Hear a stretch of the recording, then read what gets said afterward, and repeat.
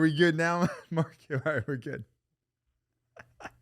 All right. Well, welcome back to the Always Forward podcast with my man, Vince Rocco Vargas. Welcome back, brother. It's been a while. It has been a while. Well, I saw you at the Core Medical event, but we haven't really done a podcast. The last one we did was literally a phone call that we recorded and then launched on the podcast. It was years ago, bro. Years ago. I still get messages about that. Yeah, I get messages about that podcast. Yeah. So first I want to say, if you don't know, I mean, Jesus, at this point, if you're my audience and you don't know who Vince Rocco Vargas is, I mean, you're just fucked up. Let's just get that straight. The man's an Army Ranger, former BORTAC paramedic, right? Or medic? I was a Bor Star agent attached to BORTAC, yeah. And now, writer, musician, dad, freaking badass dad, husband, actor, writer. Let me ask you a question, Vince. Is there something that you don't do? Is there a thing that you don't do? I don't wash dishes. Yeah, I'm with you. I don't wash dishes. Yeah. I don't do laundry. My wife does laundry. No, if you kind of look at all the space that I currently do, it's involved in the creative space. And so that's where I feel very content, happy with, you know what I'm saying? And so I try and keep it in that space. Look, writing is writing. So writing music, writing books, writing scripts, writing poetry, creating speeches, it's all writing. So for me, that's kind of like I try and live in that space now. Dude, you're crushing it, and congratulations! A new season of Mayans. Thank you. That just went public.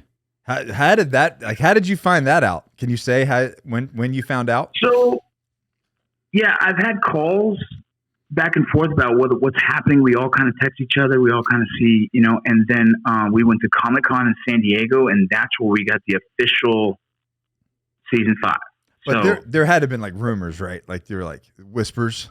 Well, yeah, I had calls with the creator Elgin. I was like, hey man, what's the deal? I'm trying to, do I need to jump ship? Do I need to start calling my reps and say, yo, find a new show? You know what I mean? Like, because for us, the way we get paid is right. It's the show, and then outside the show, when you're under contract, it's harder to land gigs. Like bigger shows don't want to hire you because you're like, dude, you're under contract. You're tied up, right? Right. So I'm like trying to figure that out. And he said, you look, bro, we're still negotiating what that looks like. And I'm like, dog, that don't feel good for me. You know what I mean? And then I got a bunch of mouths to feed, homie. Yeah, dude. And so when Comic-Con went down and they said it was just kind of like that. Okay, cool. I thought it was, I felt it was, I kind of had the hints it was, but hearing it was like, I texted Christy right away. I said, season 5, we're good. Let's do it. You want me a little louder? No, a little louder. I'm just turning me down. Okay, good. So, dude, last season, and it was actually brought up at Comic-Con, which I thought was awesome, right? I don't know who it was, but somebody randomly brought up specifically last season and your parts and why the veteran aspect was thrown in there. And bro, like I messaged you after. I was like, that was a lot. That was a lot. It was heavy. You know what I mean? Yeah. Why did you push for that? Because I know you pushed for that. What was the intent behind that? And then tell me about the experience of having to kind of relive. Even I know I get it, it's acting, right? But for you, that's real. Yeah, and it's kind of, so it's like two parts. If it didn't make sense for the show, I wouldn't have pushed it, right? Yeah. But they already mentioned my character was a veteran. And I said, well, look, if he's a veteran, here might be a good storyline we can go towards, right? We can talk about the post-traumatic stress thing. We can talk about all that. They were like, that sounds interesting. Write some stuff up. We'd love to hear kind of your concept. And I sent them a lot of stuff about my own life. Like, here's my story. Here's stuff I've written that no one ever sees, right? It's my therapeutic writing to myself. You know what I'm saying? But like, I'll let you into that side of me. And a couple of the writers were like, damn, are you sure you'd want to talk about this? I said, I would love to play with it. Yeah, I think it's important. But, you know, a little bit of selfishness was like, tell that story because I think it'd be easy for me to do as an actor, but as well as I think there's so much value in that, right? Yeah. Like the following that I've had for all these years with Article 15 and all that whole thing, that's a veteran law enforcement community that follows me more than anyone, right? Like, if you look at the demographics on social media, it's like, how could I kind of continue to pay homage to that and show that, you know, I have not forgotten where I've come from, than to continue telling that story. You know what I mean? And on the biggest platform in the world, on the biggest show at the time, right? Yeah. And so I just kind of, you know, I guess I planted the seeds, and it ended up making sense for them to entertain that idea. And as the season came around, the calls were like, "Are you sure we can use this?" I'm like, "Yeah." And as it got closer, it gave me anxiety of like, "Oh my God, I can't believe we're doing this." You know what I mean? But at the same time, you know, as much as I probably don't have the pressure as much as I give myself a lot of pressure. Like the community's counting on me, of people counting on me, not just my wife and kids, but like people. And that weighs heavy on me. And so I want to make everyone proud. But not only that, I still was having trouble considering myself an actor, right? I still had trouble saying, like, people say, "What do you do for a living?" I'm like, "Well, a little bit of imposter syndrome. Absolutely. Yeah. Like, I say a little bit, it's a lot of it, right? And so this season, like third season, I had some opportunities as an actor to do my thing, and I felt really good about it. It was a good stepping stone to where it was going to go, and it was also Mayans, you know, and Network were like, "Well, let's see if you can do it." And so everything they threw at me, I did, and they were like, "Good, let's see more," you know. And so season 4 came around, and I was like, "Damn, they went all in on this," and I'm excited about it. You know, I was nervous, but I was excited. It's like the same feeling you get right before a mission. You're like, "Ooh, this is kind of scary. Let's go." You know what I mean? Yeah. And so as the first scene happened that we did with the veteran friends at the house, there's a little house party. We're doing the scene. The first scene we shot was me and Ray inside the house, and you know, we did a few takes of it, and then I pulled Elgin to the side. I said, "Do you mind if we push this a little harder?" He goes, "Go for it." I said, "Okay." So I talked to the writer, said, "Here's what I want to do. Is that cool?" She said, "Cool." Elgin's a creator and writer, and then there's a writer specific to that episode. So out of respect and kind of the echelons of like the hierarchy of how the set goes, I had to just kind of get the thumbs up from them. Say, "Hey, is it cool if I kind of push her a little bit?" They said, "Yeah." So I went to Ray, the actress's name is Erica, but the character she plays is Ray, and I said, "Keep going, dig deeper into the muzzle thing, just go." And we did that last take, and she just boom kept hitting. What you don't see, it's cut around it. She just hit. Yeah. And then it gets to the cut where I just look at her and my eyes glossed over. Right, like there's a lot to be said in that moment that wasn't said. Right.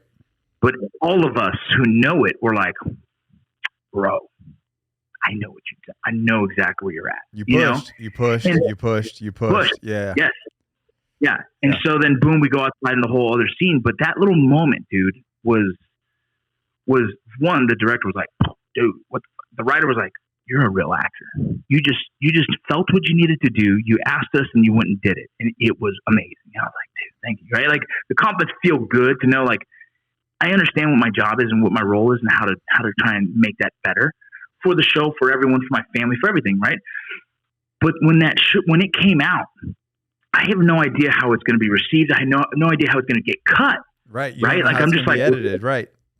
Right. And so me and Christy are watching. I said, "This is the scene, so hopefully it does well." And we watched it, and she was like, "Babe, that was really good." I'm like, she says I'm good at everything, so it's like, okay, thanks, babe. You love me, so yeah. You're gonna say that, you know. You're my biggest fan, and I love her for that, you know. But the Twitter just popped off, dude. The Twitter went, pop, pop, pop, and then Facebook, pop, pop, and then veterans are hitting me up, and I think I woke up with close to 1,000 messages from veterans saying, like, "Dude." And it's crazy to me because I'm like, that was nothing, right? I didn't even get a chance to show enough, but I did show everything as well, right? Just through my eyes, and like. I think it's also. I think it's important because, like you said at the beginning, it's like you're representing a very real thing. That, you know, it's a stage that people go through, right? That, you know, and we hope that they have the network and the courage and the strength to get past that stage and to go on to successful stages like we have. But it's a very real stage. And I think to show that, to shine some light on that stage, because like we think that veteran issues and that stage is public, but the reality is it's just public to our community. We know about to our world. You know, you bump into like regular people, they have no freaking clue what's going on. They have no comprehension of how dark that stage in life can be. But you just shined a huge spotlight on it on a like essentially an international level. Yeah. You know, and I think that's the reason why, like, it's like, oh dude, Vinny's looking out, man. Like hey, this is a real thing that people have to go through. Yeah, man. And they need help for it. Yeah. Yeah, it's gorgeous. And, and then, later on, one of the episodes it gets even heavier, and it's beautiful, dude. And it's an opportunity that I never in a million years thought I'd be having that platform to do. Yeah. It's a dream of mine to continue to tell veteran stories through whether I'm producing it, whether I'm creating documentaries, whatever it is. You know what I mean? It's a dream of mine to continue to be a voice for our community. But, not only our community, but everything else that's near and dear to my world, right? It's not just about my veteran side. I have a family, right? I've written things about them. I've played baseball. So like in my goals in Hollywood is to continue to pay respect to my truth. Yeah. And it's not just the veteran world, but everything. And right now, I think it's important to be a voice for the veteran community. And FX gave me the chance, man, and I hope it continues until the existence of the character Gilly is no longer. Which those characters tend to come to a violent end. Everyone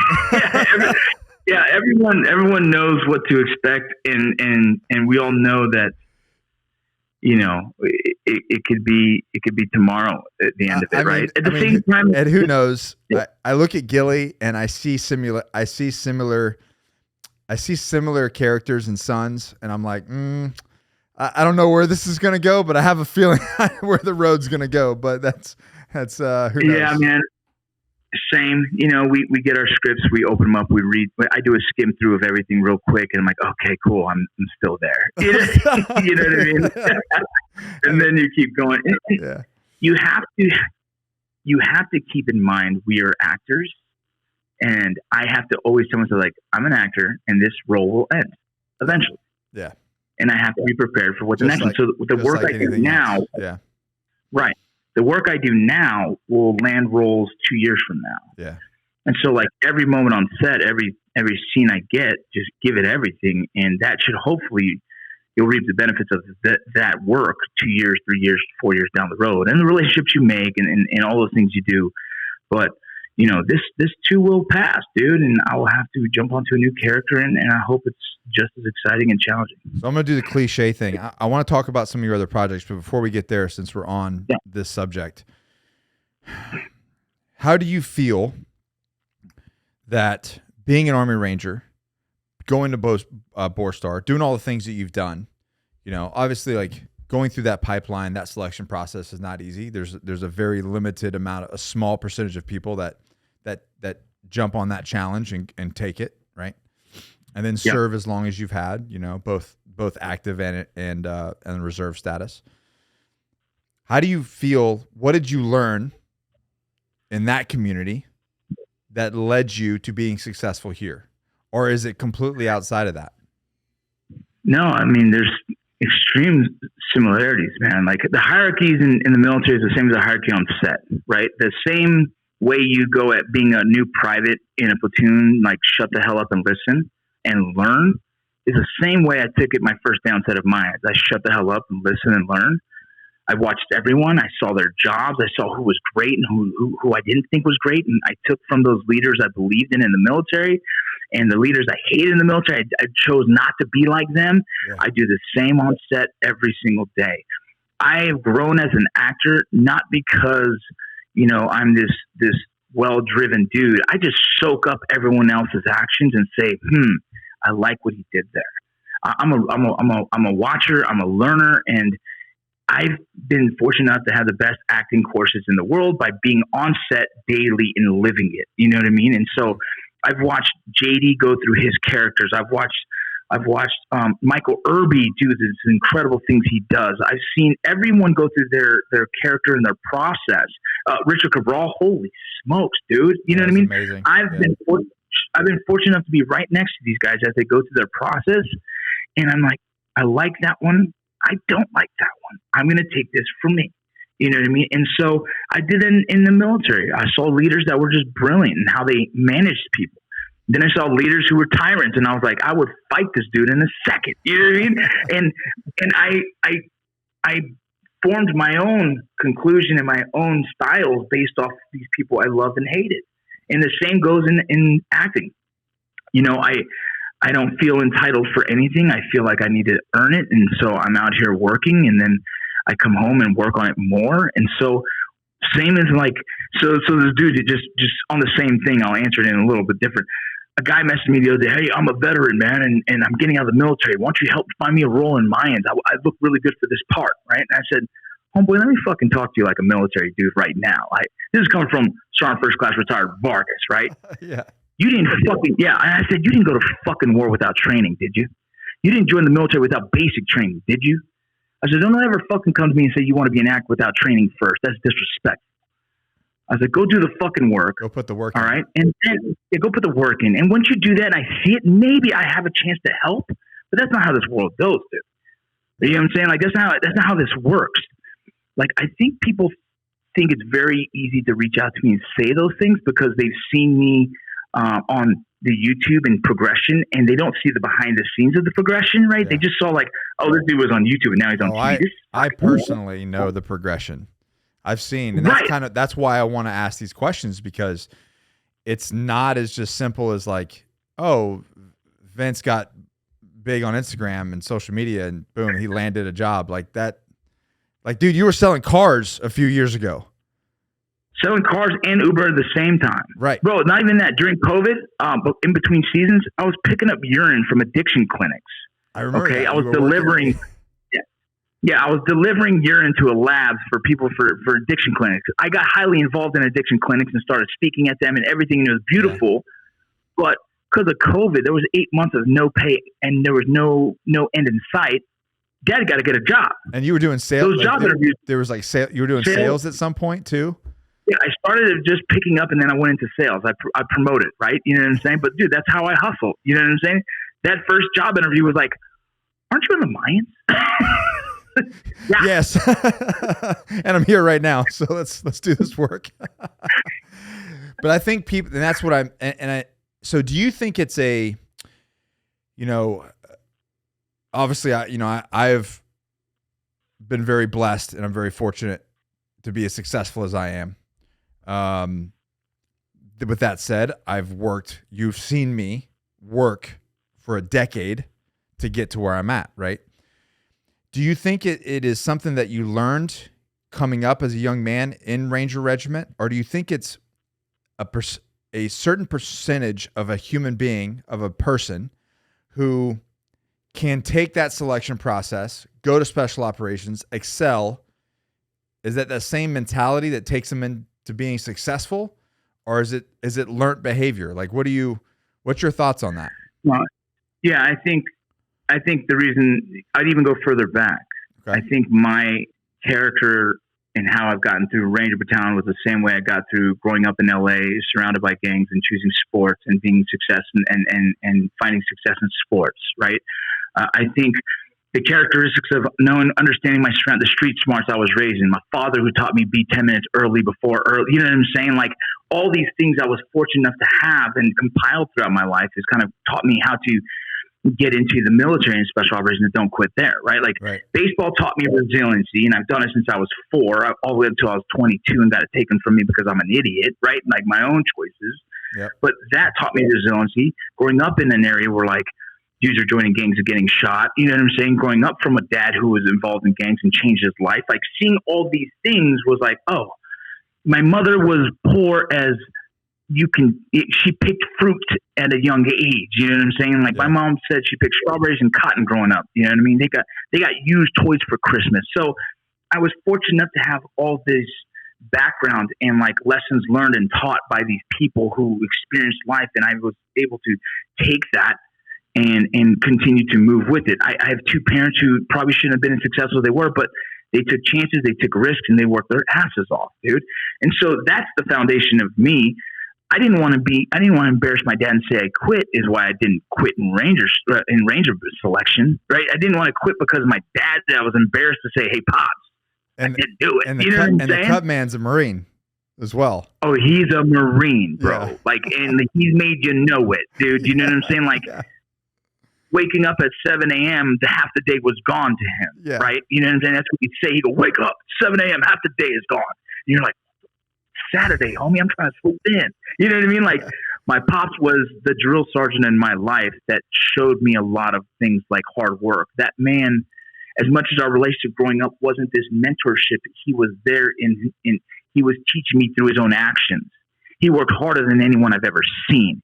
He would sacrifice everything for his family, and that made me want to be the way I am today. That's a great point. I talk about this a lot. You know, we do coaching with the Agoge, and majority of our customers, our niche really is fathers, husbands that have kind of let themselves lie that need to get back on the track. And I say this a lot because, most of the reasons why they jump on the program and join us is because they look in the mirror and they go, "Ooh, I'm not setting the example for my family." So you just said, and I remember you and your dad's relationship was tense at times growing up, but you just said something, even though that it was tense, and he might not have been as loving, a big like we are with our kids now, right? Right. You said he set the example. Was that the key indicator? Was that like? Yeah, bro, that's it. You see how hard he works. I remember being like 13, and that's an age where you don't really acknowledge things. You're just like living life. And I remember it's like 13, world. 14. I'm like, I'm like, damn, this dude does work hard. He was working at the fire department for friggin' 3 days straight, comes home. My mom has a list of honeydews that he's got to get done. And then he also does framing on the side. Like, the dude wouldn't stop, right? He put his work boots on. He put his freaking, his hammer belt, whatever the heck that, he's a man's man, dude. You know what I'm saying?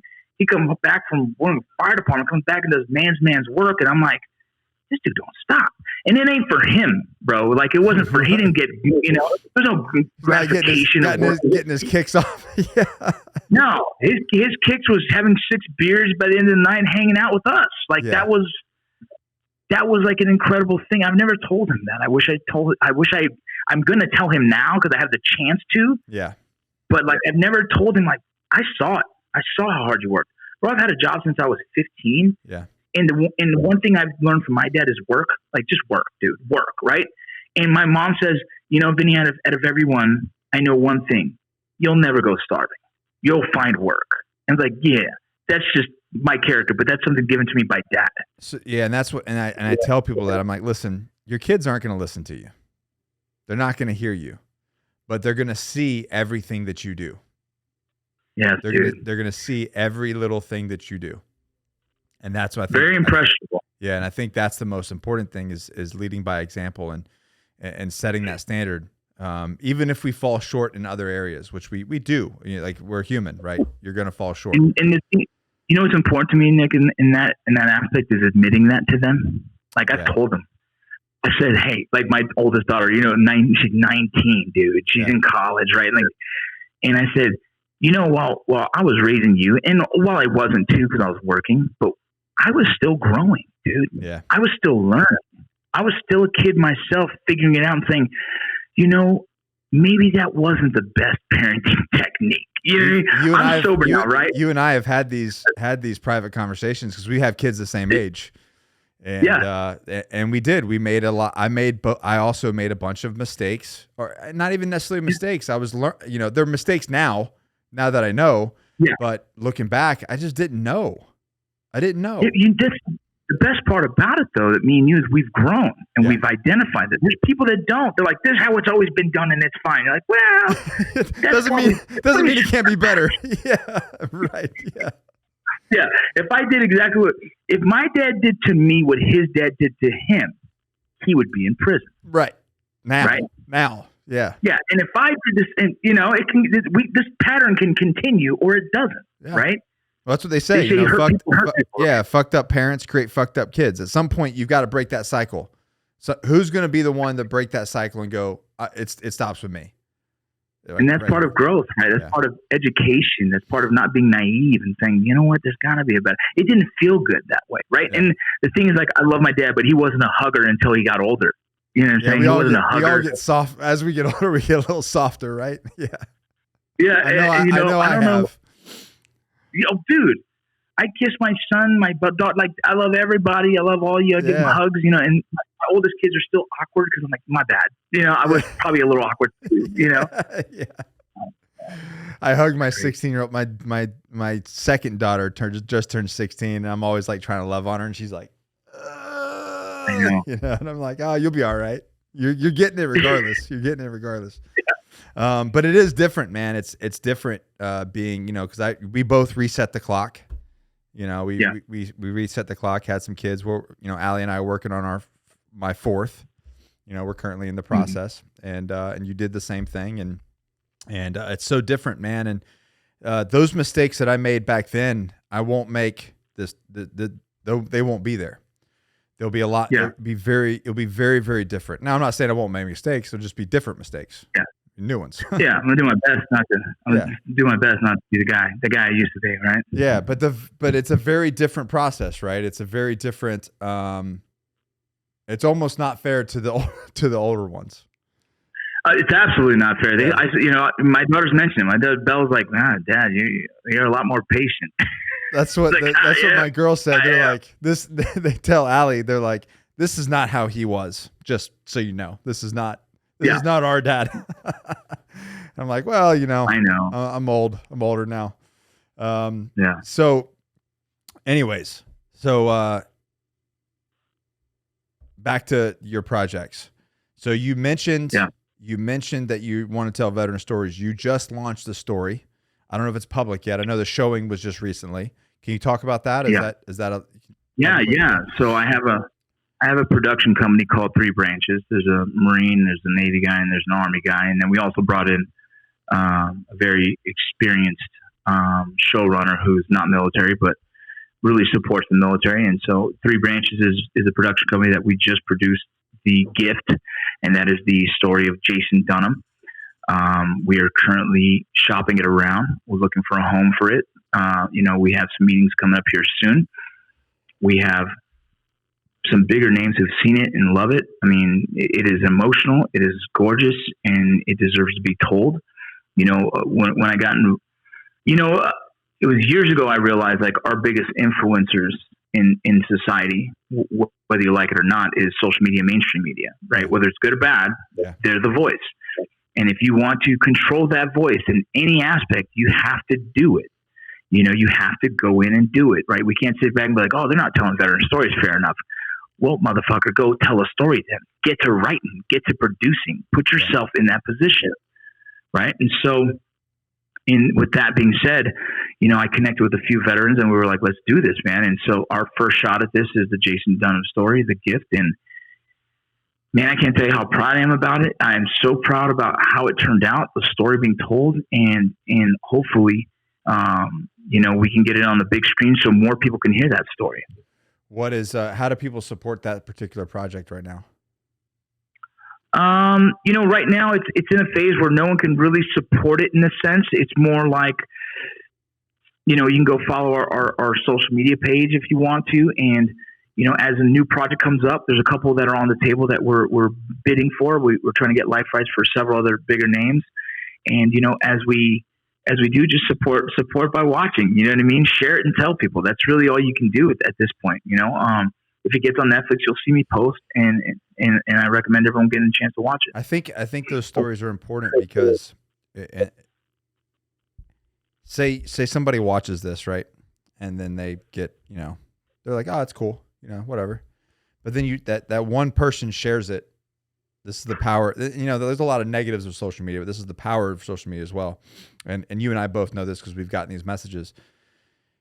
That one person shares it, and then one person just happens to catch it and watches it, and it impacts them in a way to where it saves their life. Yeah. Or it changes their life to where it down. And that's to me, that's the fact that you can create something. You can spend $100,000 and it saved one life, that's worth it. Yeah, it's wild how art can be more impactful than just the word, right? I can tell you like, hey, his story is incredible. It's inspiring. And you're like, okay, cool. Then you watch it and you're like, oh my God. It hits like, right what? Here. Yeah. Bro, it broke my wife. She's sitting next to me and it broke her. And it kind of, I think it's humbling. I think it puts things in perspective. And it also makes you very proud of our young men and women who are willing to sacrifice. Whether you believe we should or shouldn't be there is irrelevant. It's irrelevant, yeah. No, we go there and for many different reasons, whether it's for college, for camaraderie, for family, whatever the reasons you join, but the willingness to sacrifice for others is really the heart of what we are as Americans, and it's this really beautiful story. And people get that confused a lot about, you know, the country and all that kind of stuff. But you know, from you and I, those situations, when you're in a situation like that, you're not really thinking about your country. You're thinking about the people you have around you. And people have a hard time understanding that, you know, but when you're in the moment, you're not thinking about stateside. You're not thinking about the American flag and patriotic and all that kind of stuff. You're thinking about the dudes around you going, shit, we got to get to work because of these guys. These are my brothers. These are my kids. If you're raising them, if they're your subordinates, and you're like, I'm going to risk everything for this guy. Everything. You know what I mean? Yeah. And I'm 100% cool with that. You know what I mean? Yeah. And that's and there's, you know, America's in this really weird space where like social media wants it to look bad and this and that, and people kind of take those narratives and run with them or whatever they want to do. I don't care, right? I don't care. I still really, really love this land of opportunity and what it's afforded my families, right? I really love the root of what I continue, and I will always continue to believe in the heart of what it is and what it's meant to be. So talking about specifically, like you kind of brought up the America and the land of opportunity and things like that. And you're right. Right now, there's a lot of, you know, due to social media and people, you know, talking a lot of whatever. I think there's a big misconception of what this country still has to offer comparatively to the rest of the world. And you and I have traveled the world, so we see what's out there. We know what evils lay out there. And I was even talking to my daughter about travel and how it's different than it was 20 years ago.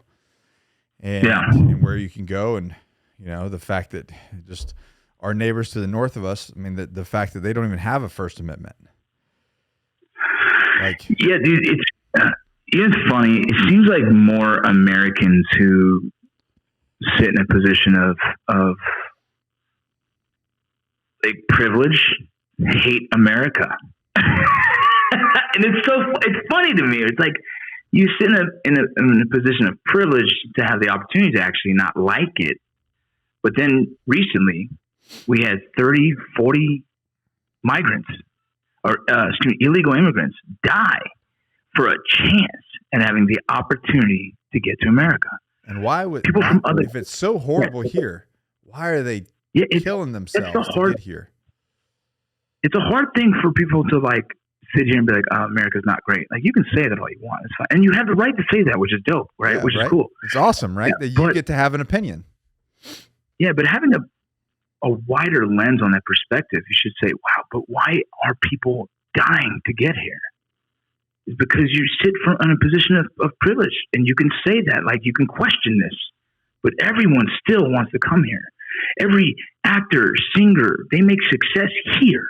From every country, they come here for success, for financial gain, right? For business, for all these different things. It's a very interesting thing.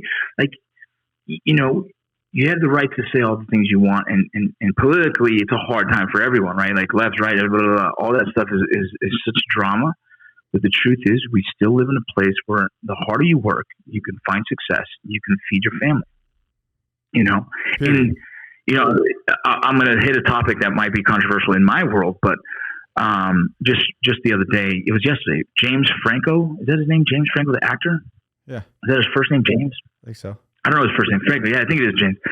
He just got they just put on Deadline that he got cast to play the role of Castro, the Cuban,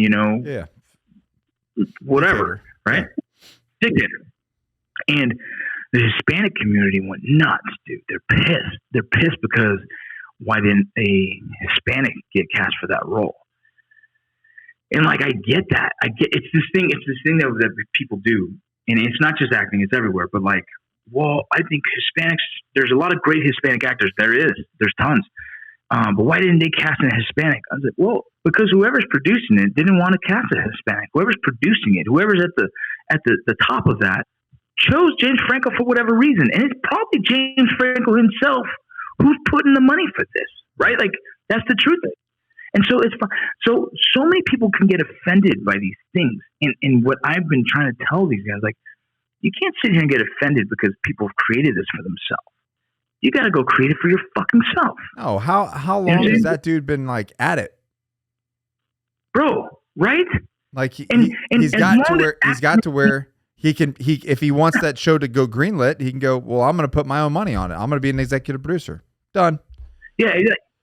Like, oh, Fidel Castro, that's going to be a great one for my career. Here's freaking 20 mil. I'm in. and so I can't get mad at that. All I can do is be inspired by, fuck, that's fucking crazy. Let me do the same. Yeah. You know what I mean? Like, that's how I'm driven. I'm not driven by like watching and being like jealous, like, oh, that's crazy. I wish a Hispanic got that. I'm like, you know what? Maybe I'll be the Hispanic to write the next fucking big film. Maybe I'll be the Hispanic to produce the next big film if that's what it is. Yeah. Right? The same thing as I'm doing in acting is like, you want a veteran film that's more honest or whatever you want to say, go make it. Go write it.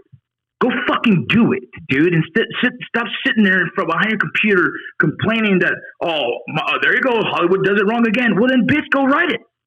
Go do it yourself, dog. Or shut the fuck up, right? Because what you do online talking shit about these movies, you're not doing shit in your own life to fucking change that. Same as like, well, we should change these laws. Well, then, bitch, go run for fucking politics, homie. Go be a lawyer and fight this shit. Too many motherfuckers sit back and complain and not fucking take charge, take action. I'm not going to sit here and say, damn, I didn't get an award for acting. Bitch, be better. I will be better. I will fucking make it so you can't turn the TV. I will be so good at this shit that you can't take your fucking eyes off me. And if I still don't win an award, who gives a fuck? I'll do it again. You know what I'm saying? Like, that's how I see this. The only reason I'm like, too many people want to point blame on why they're not getting the chances and opportunities in life. Here it is, homie. It's you versus you in this motherfucker, dog. I will be a writer in Hollywood. I'll be a great writer in Hollywood, and I'll produce and greenlight shows left and fucking right because I decided that I wanted to be the guy in the position who creates the voice. That's how I'm doing it. I'm not going to sit and complain. I'm going to think, you know what? I know I need to. I just put myself through a year of fucking screenwriting course, right? I'm going to put myself through a master's now too because I want to get that good at this shit. Yeah. Right? I'm writing scripts all the fucking time because I know now that from acting, I know now the creator of the show is the voice. How do I get there? I've watched 4 years of this shit, dog. How do I get there? I've had conversations and lunches and dinners with Elgin. Hey, I want to pick your brain. Let me ask questions. I've called 5 Hollywood well-known writers and interviewed them. I said, this won't go public. This is me asking questions. What's your process? How do you do it? I did this. I said, if you don't mind giving me an hour of just interviewing, they're like, yeah, dude, no one's ever done this before. Cool. Asked every fucking question I could. I pulled from that knowledge. And I'm going to continue doing that. And I'm doing that with now creators. And I just hit up fucking Tyler Gray and said, dog, let me shadow you in directing once. I'll pay my ticket. Let me just stand there and watch you for one episode of a show. That's how I'm doing this. I'm going out of my way to learn and fucking get information. And then I'm going to attack. And I'm going to put my stories out into the world. That's how I'm doing this. And I think everyone could use that same idea in their own goddamn fucking life. Anything, bro. Real estate, ice cream business, anything. Fucking lemonade stand, anything. It doesn't matter. You see a competitor kicking your ass? Fucking figure it out, dude. Work harder. That's it. That's how I see it, bro. I just never. I tried and I find myself kind of victimizing myself here and there, like in thought, like, damn, that would be a good role for me. Yeah, but it's not. So fucking get yourself in a position where it is. Okay, I have something on this, but I'm going to ask, what's your process? When you feel that little green-eyed monster kick in, you're like, oh, damn, I should be there. Or you're like, whatever that little nasty little bullshit that creeps into the back of your head and then comes up to your front. What's your process for kicking his ass out and going, nah, bro, get the fuck, there's no place for you here. I always think like everyone's human and they're no better than me, right? How do they do it? Let me get down to the root of that and let me start doing it myself. Like I have to. I'm like, fuck, how's this motherfucker a billionaire? Huh. I don't really care to be a billionaire, but I'm saying like, how? Yeah. What the fuck did he do? I learned their story. I read these fucking dudes and I'm like, cool, I'll find my way, right? But I have to. Like, I see dudes that are. I'm not a car guy. I'm not a property guy. I'm not anything. None of that stuff excites me, right? But I am like. I follow a lot of bodybuilders because I enjoy the aesthetics of it. Like I just love it. And I watch these dudes and I listen to them and I just find it interesting, but that's how I fuck being jealous. Learn, dude, educate. Like, and I do that though. I do get jealous. I watch them like I see fucking homeboy, the wrestler, Dave Bautista, who got that role of Drax. Yeah. Besides that role, every other role he's done, I feel like, damn it, I could have done that. You know why I don't? Because I don't have the same abs, homie. I don't have the same shoulders. I'm not fit like the dude, right? So I can't sit here and bitch. Get in the gym. You know what I'm saying? Like that's my motivation. Is like I want The Rock. I don't think he's the most incredible actor in the world, but he's a great fucking entertainer and he's brilliant at what he's doing. Yeah. He's creating this empire around him, bro. I can't ever compete with that dude until I fucking get shoulders and biceps like the motherfucker, right? I don't know if I ever want to be honest, but I'm saying I can't sit and bitch because I'm nowhere near the aesthetics, the things that he's done. Like I'm in my world. I have my space. So I just try and look at what they've done, find a way of doing it myself. And so that's how I've done everything. Like I've watched Victor Cabral before Mayans. I thought he was dope as fuck. I'm like, man, I wish I really want, I don't like, I always tell myself, I didn't know if I can get myself to that emotional state on film with 40 people in a fucking room, but I want to. He's incredible. He's incredible. Yeah. And then this season, 40 people in a fucking room, I did my scene and everyone's crying. Bitch, I did it. Yeah. Next, I can do that. I don't put the barrier for myself. So anytime I see someone, I'm like, I want that. Cool. Get it. Let's start working. I wanted a bachelor's degree. I'm 4 classes away from it. I wanted I want a master's. I'm starting my classes in January. Like I want things. There's no boundary for it. I go do it. The two things that I use, one being when that little thing creeps in, I go, okay. Instead of saying, feeling that like that little green-eyed monster, that jealousy thing kick in, you know, I just go, I'm so happy for them. Change the narrative immediately. Yeah. Bro, I'm stoked for you. Even if you're lying to yourself, be happy for other people's. And you eventually you get to a place where it's real.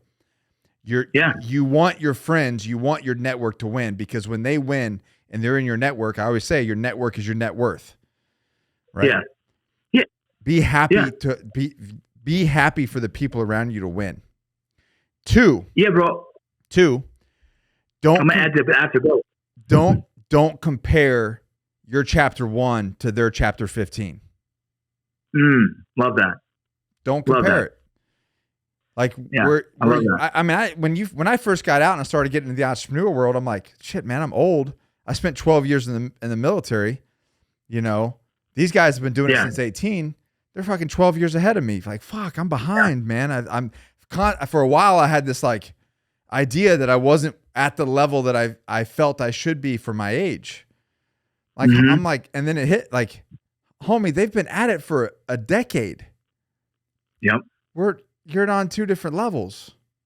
Now I'm not saying that you won't get there, but you're chapter 1. Wait till you get to chapter 15. But you got to do the work. There's 2 parts on that. Go ahead. There's 2 parts on that I want to add, dude. Is that I believe in abundance. Like I don't sit off of like scarcity. Nah, fuck. Like there's room for you to get it. There's room for me to get it. We could all eat, right? We all eat at this table. So there's enough money out there. Yeah. Yeah. So in that sense, I've never. If anyone asks me like, how can I get this? Like here's the path. Here's the path. I'll give them every answer. Whether they do it or not, it doesn't matter. It's irrelevant. But I give you everything I fucking got, and you go do it. So that's why I've never been jealous in that sense or scared. Like I'm not a I'm not a gatekeeper. Yeah, keeping up like the information. Yeah. Yeah, have it all. Good luck, right? Because I also believe in this. It's the war of attrition. Not everyone could go through this that I did. Not everyone put themselves almost in debt to then get to the point right here where you're like, contract signed, right? A lot of people are willing to put themselves through the shit to get on the other side, right? The Andy Dufresne of fucking the Shawshank Redemption, right? Like crawling through shit. You know what I'm saying? So the war of attrition, like, there's not a lot of people who can sustain this for as long as I have and continue to go forward and get a no after no after no after no after no, fail, boom, win. Yeah. So that's why I'm not worried about it. I know me. And I talked about this in the last podcast. The reason why people don't make it, you can give them the golden map, bro, the golden map. Mm-hmm. And I talked about this in the last podcast with John Rush, Johnny Slicks, and we talk about like as you're ascending, you start to ascend. Call it whatever you want to call it. You can call it whatever you want to call it. You can call it God testing your faith. You can call it the universe. You can call it. You're going to hit some walls. Yep. The universe, something is going to start throwing wrenches in your gears. Yeah. You're going to hit that sludge point where it's just, you feel like you got cinder blocks on your feet walking through tar. That's when people give up. Dude. That's where and what's crazy to me is when I'm looking at it now, being on the other side of that, right, where everything is starting to become easier. Like making money is easier. Things are like, but people quit, and what they don't realize is like, dude, you're at the end of that muck. Oh yeah. And they fold. They're like, it's too hard. Bro, after season 2, I'm gone from my family. I'm paying for all my travel. You know what I'm saying? I'm getting a few lines. I'm not proud of the position as an actor because I feel like that's not acting. I'm a glorified background, right? Now, I loved everything about it. I was super blessed, like all grateful, but sitting there like, this is not worth it. The reality, tell people the reality, the money is not what they thought it was at that time. No, not at all. Yeah. I was losing money. I made more money in urine picking up than I would have than on mine. Yeah, because I was a reoccurring guest star at the SAG minimum, right? Yeah. And it was actually weird. I don't know how this works, but it was negotiated below the minimum. So you got a real good contract. And I'm not local hire, but the only way I'd ever get the job if I was a local hire. Yeah. Right. So it's like, so you're not paying for any kind of travel, any kind of arrangements for housing, nothing. And then I still got to get home and try and be a father to my kids and everything else. And so, like, for 2 years, like, me and Christy were like, is this worth it? Like, is it time to walk away? I applied for Federal Protective Service. Babe, you want to come and say hi? No, okay. Hi. She's not ready. But I applied for Federal Protective Service. I got hired by Federal Protective Service. I reapplied for ICE for a direct hire because I was Border Patrol, but there's an ICE here. I was like, we might have to find plan B, right? And I'm okay with that, right? I'm like, I'm content with just being home forward, again. No matter what. Always right, no matter what. Yeah. I need the family to be in a good position. I need to feel confident and comfortable. And that only feels good when I know the family's taken care of. And then I got a maniac over there. Sorry about him. Nice. But that's the thing is that I went 2 years of complete doubt. Yeah. Like, there's no way I'm making this. But financially, we're putting ourselves in a hole. The third season, they gave me a little bit more. And I was ready to walk. I was like, fuck this, dude. I had a conversation with Elgin, and I was like, I said, bro, I don't know if it's worth it. I don't know if it's worth it anymore. He goes, what do you mean? I'm like, dude, I'm missing everything of my kids during the week. The sports, the wrestling, which I've raised them and I've coached them for so many years. I'm missing wrestling seasons, right? The money's like killing me, dude. I leave here, go straight to another. I leave mine to go straight to another job just so I can keep the lights on. Like, I don't know. And he goes, what's the plan? Going into season 4, I legitimately called him and said, and this is not, I've never been public about this, and I hope he doesn't get upset, but I said, sorry, I have a dude that's going crazy. You can barely hear him. It's good. You could be like, okay, good. I said, I need a contract or I'm probably going to walk away. And he's like, really? I said, dude, I put the pros and cons and I'm suffering, right? The family's struggling in the sense of I'm not home and we're not making good money. What? You know what I mean? Like, what are we doing? Yeah. What are we doing? And he goes, then when you go to negotiate, fight for it and I'll back you. He's like, I believe in you, right? You did your work. You've done the sacrifice for 3 freaking years. Make it even 4 for the first pilot. You know what I mean? You've endured. You've proven yourself to really want to be here and do the work. And whether it was that conversation or it was already on the table, I don't know. I got a contract. It was probably already on the table, yeah. But the point is you had to walk through the fire to get to the other side, and very few are willing to sacrifice and do that work. And I tell people all the time that the price for success is pain, misery, and suffering. You think this shit's gonna come easy? It's not. Like, you want to go to the other side, you want to go to the next level, you're gonna be fucking tired. You're gonna be tired. That's what it is, man. That's the price you pay. That's it. Yeah. Like, if you're willing to accept that, if you're willing to accept pain, misery, and suffering is the way. I mean, look at going through RIP, right? Going through selection, going through whatever. What is it? You want to get to the other end? You just got to be comfortable with pain, misery, and suffering. You're comfortable with pain, misery, and suffering, bro. You're gonna make it. You'll be all right. You're gonna be all right. But if that inner bitch gets into you, gets its hooks into you, and you're not willing to suffer. There's a long list of dudes. There's a long list of dudes that started the path and are now doing something different because it wasn't for them. Right. And it's not for everyone, right? Oh. It's not for everyone, right? In Ranger School, they say it's not for the faint of heart, you know? This career field's not easy, dude. It'll kick you in the dick. So here's a cool for people to understand. I've landed one audition my whole career. And that's 6 years of doing this. One audition, Mayans. I've never landed an audition since. The only time I've ever been in anything else is either I produced it or they called me and said, "Hey, we like it." But I've never actually. There's only one. So one audition. Everything else, it was like, we want Vince Vargas. I've auditioned for Terminal List 4 times. Didn't get it. I mean, the list goes on. I mean, we can say SWAT, Wi-Fi, like everything. Any show you've probably seen, I've auditioned for. Wasn't for me. Didn't get it.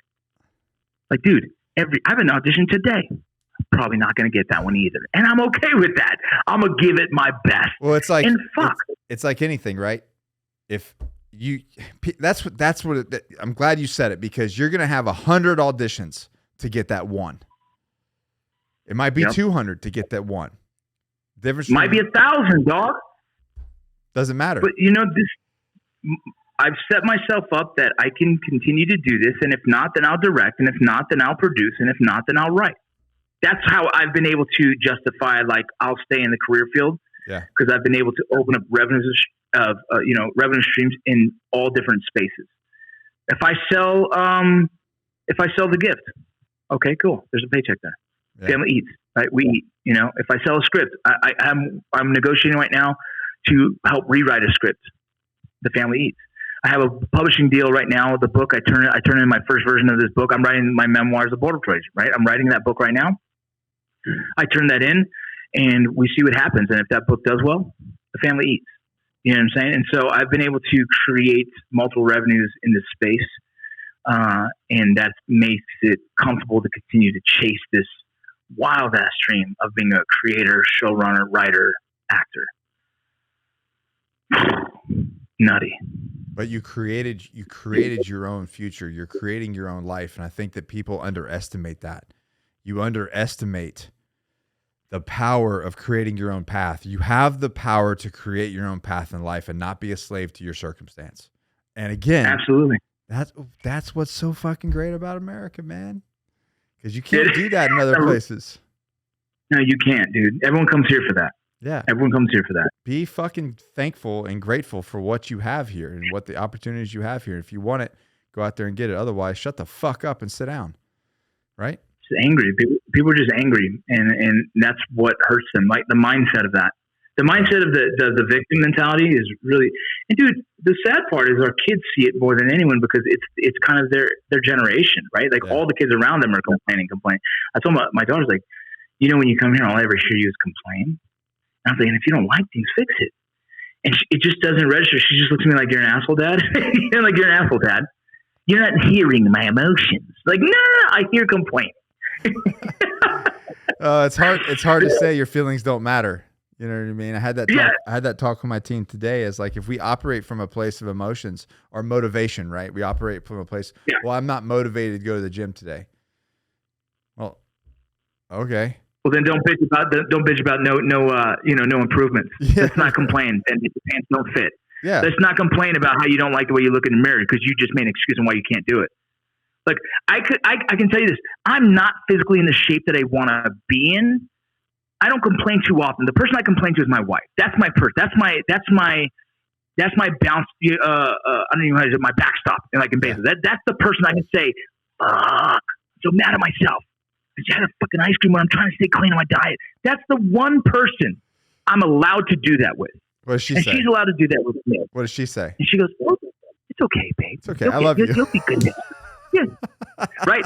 Which is, whatever she says, it just feels good. But I know it's not the answer. She just supports. She's my person that I can throw all my shit on. I try not to, but I can throw all my shit, and she can throw it on to me, and we both go, okay. Well, how do we fix it? How do we get that? Right? Because I say, you know what? I'm getting on a meal plan. She goes, okay, that's fine. I'll do it too. Cool. Right? But that's my one thing. I can say that to her, but I know it's me. I know I'm not in the shape because I went through a phase of struggling, right? Mentally, emotionally, physically. I made every excuse you can think of. Your heart. And now I'm in a place where my heart, right? Yeah. That was a psychological thing I had to get over. Like if I always tell myself, I know how I'm going to die, Nick.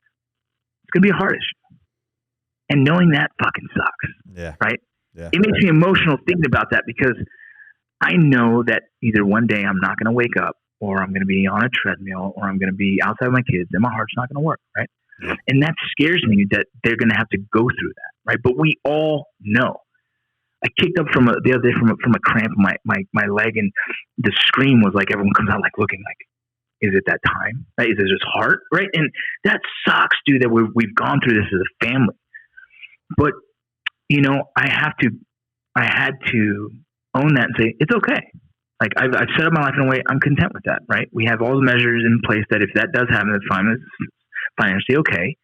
I do everything I can to for them to just appreciate my time here. I give them all the love I possibly can, and all I can do is I will not allow that to slow me down because if it does, well, then it's killed me already. You know what I mean? And so that. Yeah. Right. And so I wake up, I've been waking up early. I go to the gym and that's my time for myself. And I'm slowly working on getting myself where I need to be. I'm mad at myself, but as well as I know what the answer is, right? Like I know I'm the issue, but I'm also the answer. Well, it goes back to what you said. It goes back to what you said at the beginning of the podcast is don't be pissed off at the results that you didn't work for. The results that you didn't get, that you don't have because you're not willing to do the work. Can't be mad at that. Right. So I can't get mad at I can be mad at myself, but I also gotta be like, all right, yeah, but you're also the issue. Let's go. Fix it. You know what I mean? And so getting around that mindset is my battle. But at least I know that and I admit that to myself. Because when you can't even own your own shit, you're never gonna fucking change, dude. That's the thing. Is I coach football right now for my son, right? And one of the kids on the team, he makes every excuse in the book. I said, let me tell you something, dog. So just let me tell you something, dog. Stop making excuses. If you're nervous to tackle, that's okay. Let yourself know that. Tell yourself, I am nervous to tackle. And then go look at the definition of courage. Read that thing, memorize that thing, and also know that this is just a sport. You can get better at it, right? But don't let yourself make an excuse like, oh, no, I just did this. Oh, no, what happened was stop. Admit that that's your weakness, and that's okay. We can get better from that, right? You have to admit your shit, dog. And if you don't, you will not grow. That's just the bottom line of it, right? Like people are like, oh, my life is a mess. Well, look in the mirror, dog. You're drinking. You're not truthful. You're not working hard. Everyone who ever hits me up, dude, I always tell them, let's see what you're doing in life. And it's probably because of whatever you're doing is contributing to your fuck-ups. Right. I don't drink no more, and it's been a blessing. It's just something that I've learned I'm really bad at. I'm really I think we bad both at. stopped around the same time for that exact reason. It's like, what's the return here? That's right. What's the investment here? There's absolutely none. I've done my share. It's all negative. We've done it together in the same room several times. You know what I'm saying? Yeah. And in the end, you realize I didn't grow to be a better person. The conversations were probably great, and I forgot. You know what I mean? Like, everything that brings to my life is actually wasted time, and wasted time does not make sense in my life anymore. Get the fuck out of here. Right. Next, I'm trying to grow, and with growth means no wasted time. Drinking has become a waste for me. And then for those who are listening that are special operations, my special operations friends, all of them who have ever committed suicide, rest all their souls, right? We're all drinking. Yep. There's a study out there, Nick, that says post-traumatic stress, TBI, and alcoholism combined creates suicide ideation, a no-shit chemical imbalance in the brain that occurs because of those things.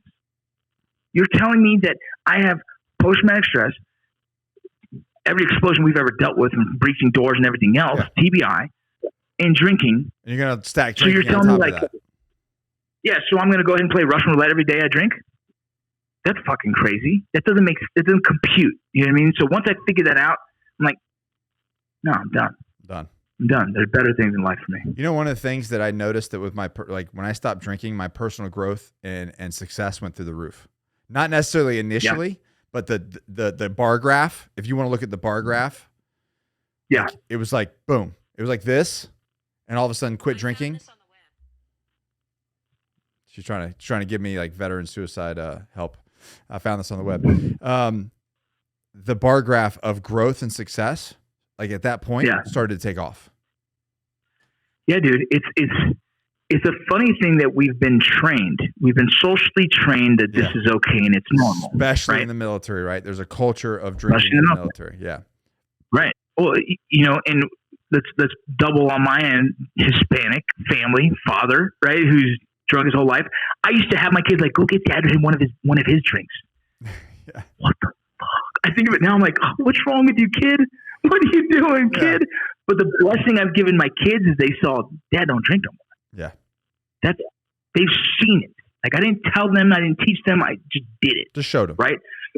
Yeah. Because drinking was something that was just, I told myself it's what I do. It was part of my character, part of my personality. And I didn't see nothing wrong with it until I matured and been like, man, I've never done it right. You know what I mean? And I don't even know why I would even waste my time with it anymore. And so, yeah, we've been raised, dude. We're in a culture of drinking, and it's what they told us. And we also didn't know that was also what could be killing us. Yeah. Crazy, dude. Crazy. Well, dude, I want to let you get back to your family. Where can people find you? Where do you want them to support Vince Vargas? What's next for you? Yeah, man. You know, the gift is in negotiations right now. We're trying to figure that out. So wherever you see the gift, go check it out and support that film. That is produced by my team at Three Branches Productions.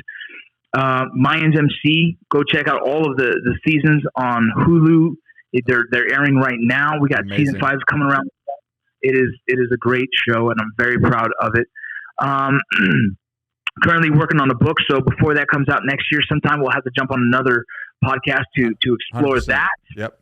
Yeah, for sure, and just talk about that. It's about my time as a Border Patrol agent. I wanted to create a book that explained the career field in a very fair way.